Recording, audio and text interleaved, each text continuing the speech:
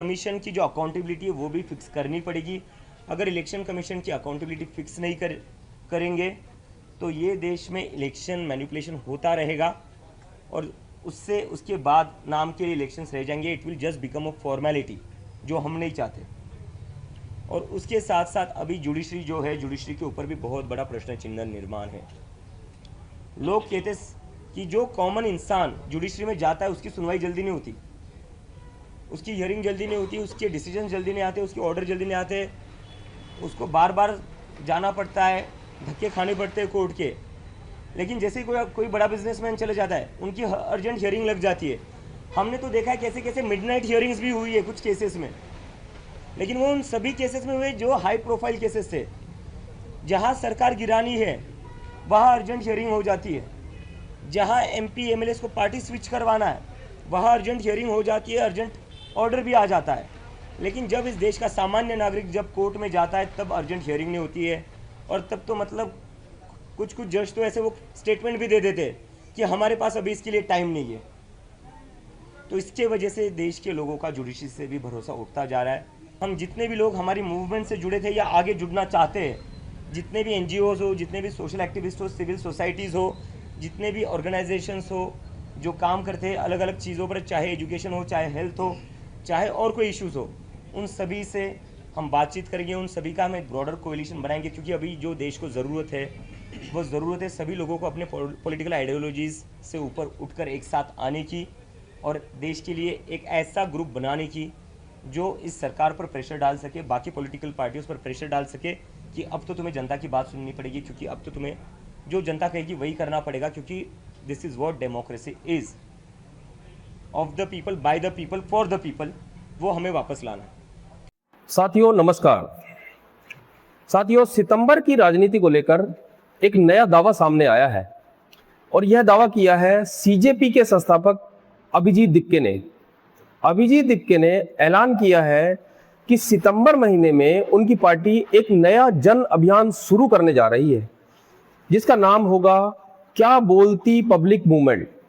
सवाल यह है कि क्या यह सिर्फ एक राजनीतिक नारा है या फिर आने वाले महीनों में यह आंदोलन सरकार और पूरे राजनीतिक नैरेटिव को चुनौती देने वाला है। क्योंकि अभिजीत दिक्के ने जिन मुद्दों को उठाने की बात कही है वह सीधे आम लोगों की रोजमर्रा की जिंदगी से जुड़े हुए हैं। शिक्षा, बेरोजगारी, पेपर लीक, महंगाई, डिजिटल टैक्स, पुलिस कार्रवाई, सोशल मीडिया की स्वतंत्रता और जनता की आवाज को दबाने का आरोप उन्होंने लगाया है। और यही कारण है कि इस घोषणा को सिर्फ एक पार्टी कार्यक्रम नहीं बल्कि एक संभावित जनमत अभियान के रूप में देखा जा रहा है। अभिजीत दिक्के के अनुसार क्या बोलती पब्लिक मूवमेंट का उद्देश्य यह पता लगाना है कि जनता वास्तव में सोच क्या रही है, न कि टीवी डिबेट्स या सोशल मीडिया ट्रेंड्स क्या दिखा रहे हैं। उन्होंने कहा कि पार्टी सितंबर में देश के अलग अलग शहरों, कस्बों, विश्वविद्यालयों में जाएगी और लोगों से सीधे सवाल पूछेगी, वीडियो रिकॉर्ड करेगी और बिना एडिट किए जनता की राय सामने लाएगी। अब यहाँ यह सवाल उठता है कि आखिर CJP किन मुद्दों को सबसे ज्यादा जोर देकर उठाने वाली है। पहली प्राथमिकता बताई गई कि शिक्षा और पेपर लीक का मुद्दा। अभिजीत दिक्के ने कहा कि पिछले कुछ वर्षों में प्रतियोगी परीक्षाओं पर छात्रों का भरोसा बहुत कमजोर हुआ है। उन्होंने कहा कि बार बार पेपर लीक, परीक्षा में गड़बड़ी, रिजल्ट में देरी और भर्ती प्रक्रिया में अनिश्चितताओं ने युवाओं को मानसिक रूप से और आर्थिक रूप से नुकसान पहुंचाया है। पार्टी इसी अभियान के तहत छात्रों से सीधे पूछेगी कि क्या उन्हें लगता है कि मेहनत से नौकरी मिल सकती है या सिस्टम पर भरोसा कम हो चुका है। दूसरा बड़ा मुद्दा बेरोजगारी और स्किल गैप। दिक्के ने कहा कि डिग्री लेने के बाद भी लाखों युवाओं को स्थायी रोजगार नहीं मिल रहा है। उनका दावा है कि सरकार रोजगार के आंकड़े दिखाती है, लेकिन युवा नौकरी की गुणवत्ता, वेतन और स्थिरता को लेकर परेशान है। क्या बोलती पब्लिक अभियान में बेरोजगार युवाओं, प्रतियोगी परीक्षा की तैयारी कर रहे छात्रों, कॉन्ट्रैक्ट कर्मचारियों और गिग वर्कर से बातचीत की जाएगी। तीसरा मुद्दा है महंगाई और घरेलू खर्च। सीजेपी का कहना है कि आम परिवार की सबसे बड़ी चिंता राजनीति नहीं बल्कि महीने का बजट है। गैस सिलेंडर हो, बिजली के बिल हो, स्कूल की फीस हो, किराया हो, दवाइयां और रोजमर्रा की चीजों की कीमतों में पार्टी जनमत जुटाएगी। अभिजीत दीपके ने कहा कि टीवी पर विकास की बहस बहुत होती है लेकिन घरों में खर्चे की बहस नहीं होती। चौथा मुद्दा है कि यूपीआई, डिजिटल भुगतान और संभावित चार्ज या टैक्स को लेकर लोगों की चिंता।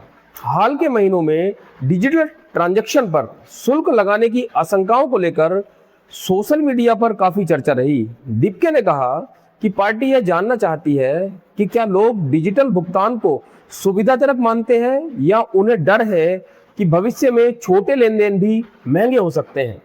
पांचवा मुद्दा है पुलिस की कार्रवाई, प्रदर्शन और नागरिक अधिकार।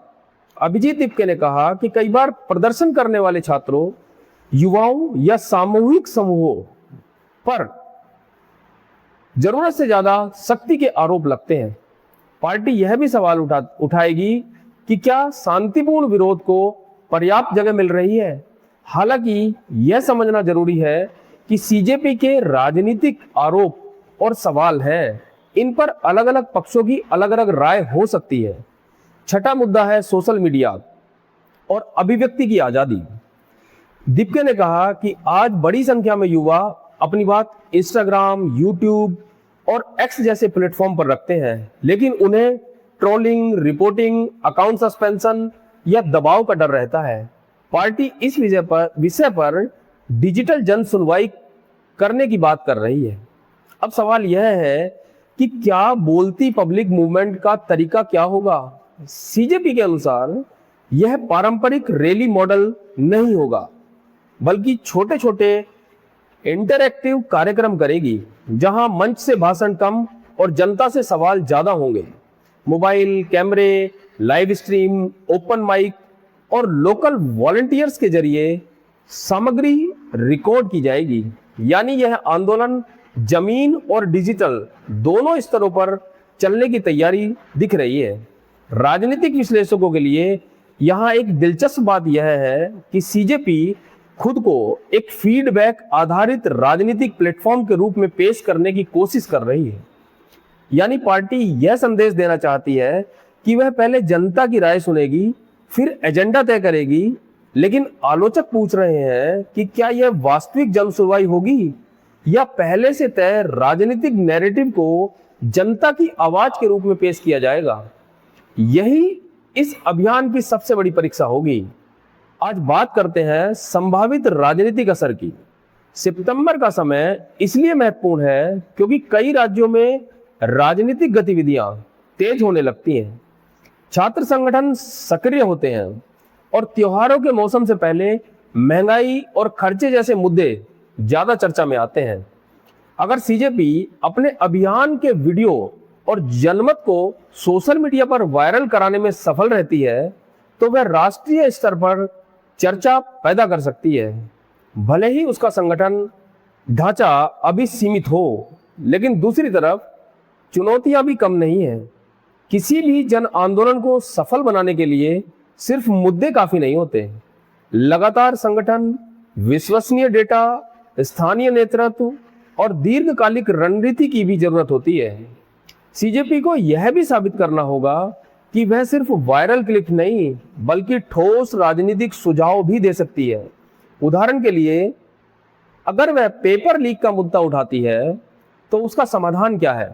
अगर बेरोजगारी की बात करती है तो उसकी रोजगार नीति क्या है। अगर महंगाई पर सवाल उठाती है तो वह किन आर्थिक कदमों का समर्थन करती है। क्योंकि राजनीति में जनता सिर्फ गुस्सा नहीं, विकल्प भी देखती है। अभिजीत दीपके ने यह भी कहा कि पार्टी सितंबर के अंत तक एक पब्लिक रिपोर्ट जारी करेगी जिसमें अलग अलग राज्यों से मिले फीडबैक को संकलित किया जाएगा।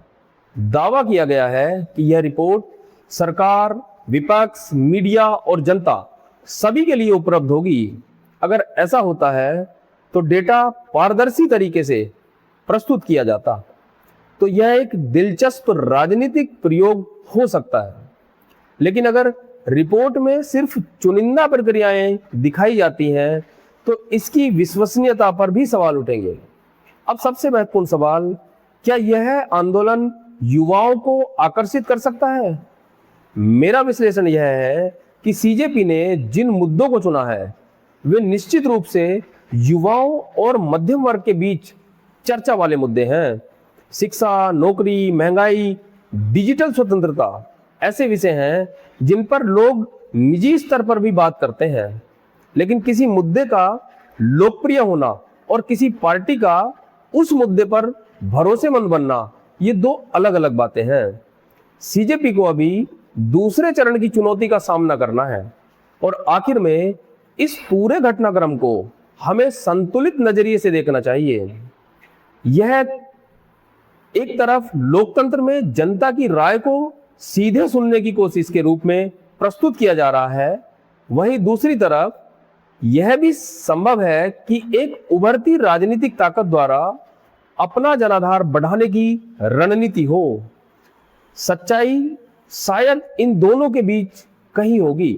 सितंबर में शुरू होने वाला क्या पब्लिक बोलती मूवमेंट कितना बड़ा बनता है, यह इस बात पर निर्भर करेगा कि क्या इसमें वास्तव में अलग अलग विचारों को जगह मिलती है, क्या कठिन सवाल भी पूछे जाते हैं और क्या जनता की आवाज को बिना चयनात्मक संपादन के सामने लाया जाता है। क्योंकि आज की राजनीति में सबसे बड़ा दावा यही है कि हम जनता की बात कर रहे हैं, लेकिन असली फर्क तब पड़ता है जब जनता खुद बोलती है और उसकी आवाज पूरी ईमानदारी से सुनी भी जाती है। आप क्या सोचते हैं, क्या पब्लिक बोलती मूवमेंट एक नया राजनीतिक मॉडल बन सकता है या सिर्फ सोशल मीडिया आधारित और अभियान साबित होगा? कमेंट करके जरूर बताएं। अगर आपको यह न्यूज एनालिसिस पसंद आया हो तो वीडियो को लाइक करें, मेरे चैनल को सब्सक्राइब करें। मिलते हैं अगले किसी बड़े विश्लेषण में। धन्यवाद।